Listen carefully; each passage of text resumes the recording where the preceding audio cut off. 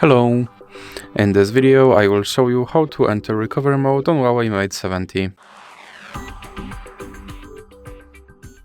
So you have to start by powering off your device.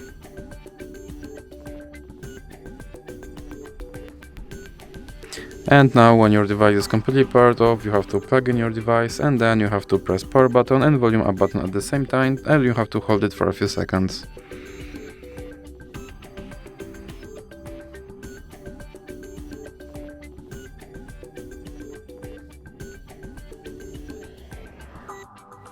You can let go of power button when you see your logo on your screen.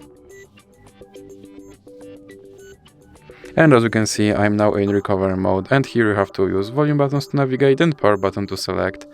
So that's it for this video. If you liked it, please remember to leave a like and subscribe.